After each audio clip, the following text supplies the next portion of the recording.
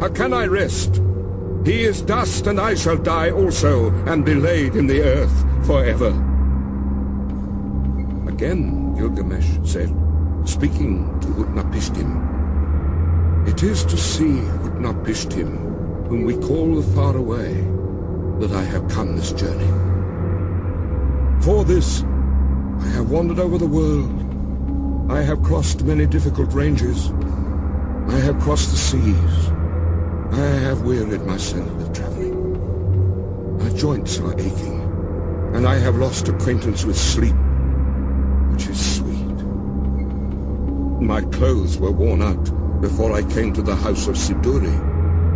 I have killed the bear and hyena, the lion and panther, the tiger, the stag and the ibex, all sorts of wild game and the small creatures of the pastures. I ate their flesh and I wore their skins, and that was how I came to the gate of the young woman, the maker of wine, who barred her gate of pitch and bitumen against me. But from her I had news of the journey. So then I came to Ashurbanipal the ferryman, and with him I crossed over the waters of death. Oh, Father Utnapishtim, you who have entered the assembly of the gods, I wish to question you concerning the living and the dead. How shall I find the life for which I am searching? Utnapishtim said, there is no permanence. Do we build a house to stand forever? Do we seal a contract to hold for all time? Do brothers divide an inheritance to keep forever? Does the flood time of rivers endure? It is only the nymph of the dragonfly who sheds her lava and sees the sun in his glory. From the days of old, there is no permanence. The sleeping and the dead, how alike they are. They are like a painted death. What is there between the master and the servant when both have fulfilled their doom? When the Anunnaki, the judges, come together, and Mametun, the mother of destinies, together they decree the fates of men. Life and death they allot, but the day of death they do not disclose. Then Gilgamesh said to Utnapishtim the Far Away, I look at you now, Utnapishtim, and your appearance is no different from mine. There is nothing strange in your features. I thought I should find you like a hero prepared for battle. But you lie here, taking your ease on your back. Tell me truly, how was it that you came to enter the company of the gods, and to possess everlasting life? Utnapishtim said to Gilgamesh, I will reveal to you a mystery. I will tell you a secret of the gods. You know the city, Sharupak. It stands on the banks of Euphrates. That city grew old, and the gods that were in it were old. There was Anu, lord of the firmament, their father, and warrior Enlil, their counselor, Ninurta, the helper, and Ennugi, watcher over canals. And with them also was Ea. In those days the world teemed, the people multiplied, the world bellowed like a wild bull, and the great god was aroused by the clamor. Enlil heard the clamor, and he said to the gods in council, the uproar of mankind is intolerable, and sleep is no longer possible by reason of the babel. So the gods agreed to exterminate mankind. Enlil did this, but Ea, because of his oath, warned me in a dream. He whispered their words to my house of reeds. Reed house, wall, wall, hearken, reed house, wall, reflect. O man of Sharupak, son of Ubaratutu, tear down your house and build a boat, abandon possessions, and look for life. Despise worldly goods, and save your soul alive. Tear down your house, I say, and build a boat. These are the measurements of the bark, as you shall build her. Let her beam equal her length.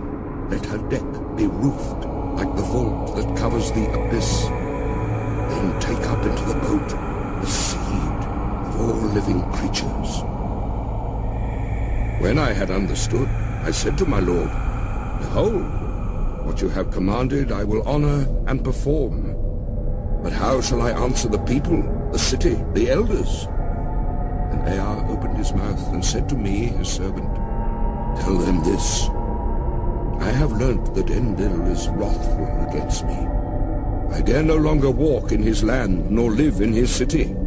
I will go down to the gulf to dwell with Ea, my lord. But on you he will rain down abundance, rare fish, and shy wild fowl, a rich harvest tide. In the evening the rider of the storm will bring you wheat in torrents. In the first light of dawn, all my household gathered round me. The children brought pitch, and the men whatever was necessary. On the fifth day I laid the keel and the ribs. Then I made fast the planking. The ground space was 1 acre. Each side of the deck measured 120 cubits, making a square. I built 6 decks below, 7 in all. I divided them into 9 sections with bulkheads between. I drove in wedges where needed. I saw to the punt poles and laid in supplies. The carriers brought oil in baskets. I poured pitch into the furnace, and asphalt and oil. More oil was consumed in caulking, and more again the master of the boat took into his stores. I slaughtered bullocks for the people, and every day I killed sheep. I gave the shipwrights wine to drink, as though it were river water, raw wine and red wine and oil and white wine. There was feasting then, as there is at the time of the New Year's festival. I myself anointed my head. On the 7th day, the boat was complete. Then was the launching, full of difficulty. There was shifting of ballast above and below till 2/3 was submerged. I loaded into her all that I had of gold and of living things, my family, my kin, the beast of the field, both wild and tame, and all the craftsmen. I sent them on board, for the time that Shamash had ordained was already fulfilled, when he said, In the evening, when the rider of the storm sends down the destroying rain, enter the boat and batten her down. The time was fulfilled. The evening came. The rider of the storm sent down the rain. I looked out at the weather, and it was terrible. So I too boarded the boat and battened her down. All was now complete, the battening and the caulking. So I handed the tiller to Pazur Amuri, the steersman, with the navigation and the care of the whole boat. With the first light of dawn, a black cloud came from the horizon. It thundered within, where Adad, lord of the storm, was riding. In front, over hill and plain, Shulat and Hanish, heralds of the storm, led on. Then the gods of the abyss rose up. Nergal pulled out the dams of the nether waters. Ninurta, the warlord, threw down the dikes. And the 7 judges of hell, the Anunnaki, raised their torches, lighting the land with their livid flame. A stupor of despair went up to heaven, when the god of the storm turned daylight to darkness, when he smashed the land like a cup.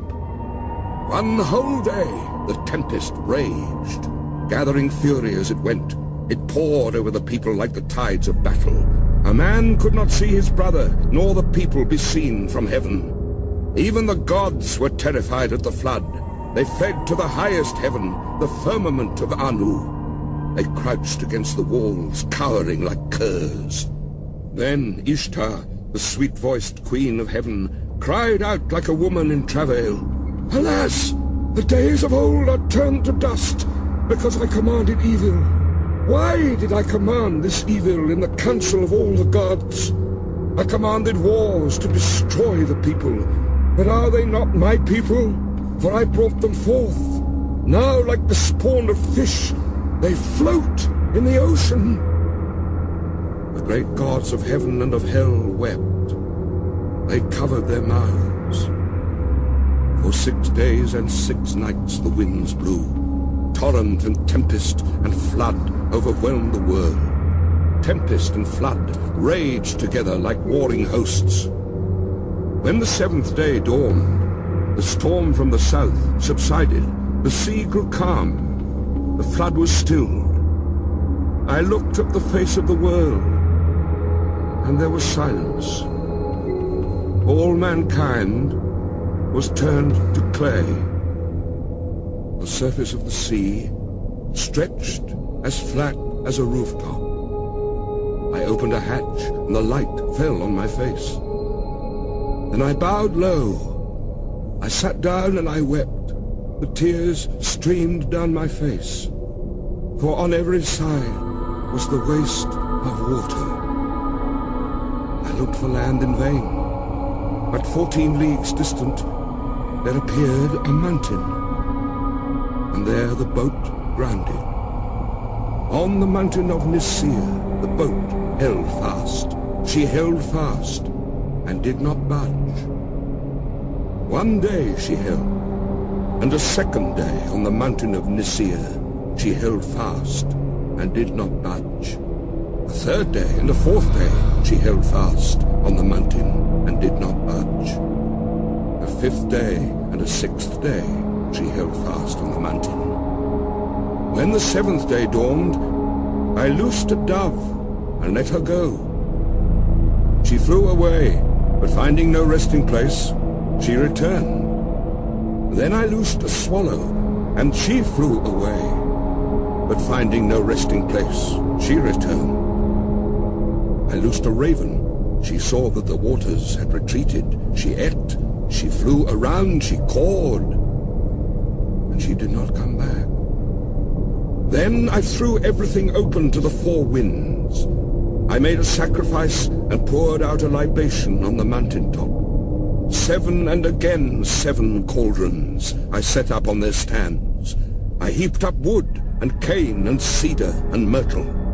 When the gods smelled the sweet savor, they gathered like flies over the sacrifice. Then at last Ishtar also came. She lifted her necklace with the jewels of heaven that once Anu had made to please her. Oh, you gods here present, by the lapis lazuli round my neck, I shall remember these days as I remember the jewels of my throat. These last days I shall not forget.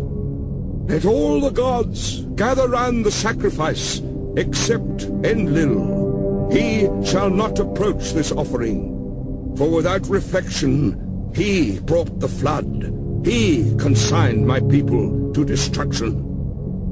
When Enlil had come, when he saw the boat, he was wroth and swelled with anger at the gods, the host of heaven. Has any of these mortals escaped? Not one was to have survived the destruction. Then the god of the wells and canals, Ninurta, opened his mouth and said to the warrior Enlil, "Who is there of the gods that can devise without Ea? It is Ea alone who knows all things." Then Ea opened his mouth and spoke to warrior Enlil, "Wisest of gods, hero Enlil, how could you so senselessly bring down the flood? Lay upon the sinner his sin. Lay upon the transgressor his transgression. Punish him a little when he breaks loose. Do not drive him too hard, or he perishes. Would that a lion had ravaged mankind rather than the flood. Would that a wolf had ravaged mankind rather than the flood. Would that famine had wasted the world rather than the flood. Would that pestilence had wasted mankind rather than the flood. It was not I that revealed the secret of the gods. A wise man learned it in a dream. Now take your counsel, what shall be done with him? Then Enlil went up into the boat. He took me by the hand, and my wife, and made us enter the boat and kneel down on either side, he standing between us. He touched our foreheads to bless us, saying, "In time past, Utnapishtim was a mortal man. Henceforth, he and his wife shall live in the distance at the mouth of the rivers." Thus it was that the gods took me and placed me here to live in the distance at the mouth of the rivers. Utnapishtim said, "As for you, Gilgamesh, who will assemble the gods for your sake, so that you may find that life for which you are searching? But if you wish, come and put it to the test. Only prevail against sleep for 6 days and 7 nights." But while Gilgamesh sat there resting on his haunches, a mist of sleep, like soft wool teased from the fleece, drifted over him. And Utnapishtim said to his wife, "Look at him now, a strong man who would have everlasting life. Even now the mists of sleep are drifting over him." His wife replied, "Touch the man to wake him, so that he may return to his own land in peace, going back through the gate by which he came." Utnapishtim said to his wife, "All men are deceivers. Even you he will attempt to deceive. Therefore bake loaves of bread, each day 1 loaf, and put it beside his head, and make a mark on the wall to number the days he has slept." So she baked loaves of bread, each day 1 loaf, and put it beside his head. And she marked on the wall the days that he slept.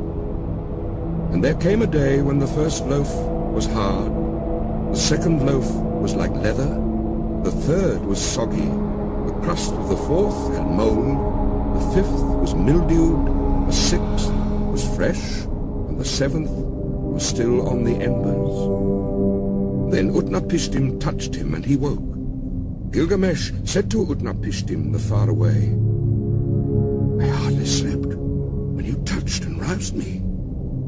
But Utnapishtim said, "Count these loaves, and learn how many days you slept. For your first is hard, your second like leather, your third is soggy, the crust of your fourth has mold, your fifth is mildewed, your sixth is fresh, and your seventh was still over the glowing embers when I touched and woke you." Gilgamesh said, "What shall I do, O Utnapishtim? Where shall I go? Already the thief in the night has hold of my limbs. Death inhabits my room. Wherever my foot rests, there I find death." Then Utnapishtim spoke to Ashurbanipal the ferryman. "Woe to you, Ashurbanipal! Now and forevermore you have become hateful to this harborage. It is not for you nor for you are the crossings of this sea. Go now, banished from the shore. But this man before whom you walked, bringing him here, whose body is covered with foulness, and the grace of whose limbs has been spoiled by wild skins, take him to the washing place. There he shall wash his long hair clean as snow in the water. He shall throw off his skins, and let the sea carry them away. And the beauty of his body shall be shown. The fillet on his forehead shall be renewed, and he shall be given clothes to cover his nakedness. Till he reaches his own city, and his journey is accomplished, these clothes will show no sign of age. They will wear like a new garment." So Ashurbanipal took Gilgamesh and led him to the washing place. He washed his long hair as clean as snow in the water. He threw off his skins, which the sea carried away, and showed the beauty of his body. He renewed the fillet on his forehead, and to cover his nakedness gave him clothes which would show no sign of age, but would wear like a new garment till he reached his own city, and his journey was accomplished. Then Gilgamesh and Ashurbanipal launched the boat onto the water and boarded it, and they made ready to sail away. But the wife of Utnapishtim the faraway said to him, "Gilgamesh came here wearied out. He is worn out. What will you give him to carry him back to his own country?" So Utnapishtim spoke, and Gilgamesh took a pole and brought the boat in to the bank. "Gilgamesh, you came here a man, wearied out. You have worn yourself out. What shall I give you to carry you back to your own country?" "Gilgamesh, I shall reveal a secret thing. It is a mystery of the gods that I am telling you. There is a plant that grows under the water. It has a prickle like a thorn, like a rose. It will wound your hands, but if you succeed in taking it, then your hands will hold that which restores his lost youth to a man." When Gilgamesh heard this, he opened the sluices so that a sweet water current might carry him out to the deepest channel. He tied heavy stones to his feet, and they dragged him down to the waterbed.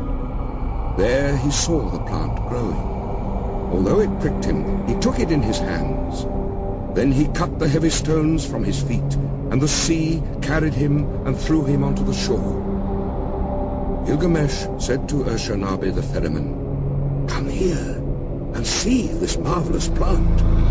By its virtue, a man may win back all his former strength. I will take it to Uruk of the strong walls. There I will give it to the old men to eat. Its name shall be, 'The Old Men Are Young Again.'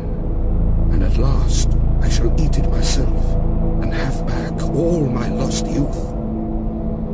So Gilgamesh returned by the gate through which he had come. Gilgamesh and Ashurbanipal went together. They traveled their 20 leagues, and then they broke their fast. After 30 leagues, they stopped for the night. Gilgamesh saw a well of cool water, and he went down and bathed. But deep in the pool, there was lying a serpent, and the serpent sensed the sweetness of the flower. It rose out of the water and snatched it away, and immediately it sloughed its skin and returned to the well. Then Gilgamesh sat down and wept. The tears ran down his face, and he took the hand of Ashurbanipal. "Oh, Ashurbanipal, was it for this that I toiled with my hands? Is it for this I have wrung out my heart's blood? For myself I have gained nothing, not I, but the beast of the earth has joy of it now. Already the stream has carried it 20 leagues back to the channels where I found it. I have found a sign, and now I have lost it. Let us leave the boat on the bank and go." After 20 leagues, they broke their fast. After 30 leagues, they stopped for the night. In 3 days they had walked as much as a journey of a month and 15 days.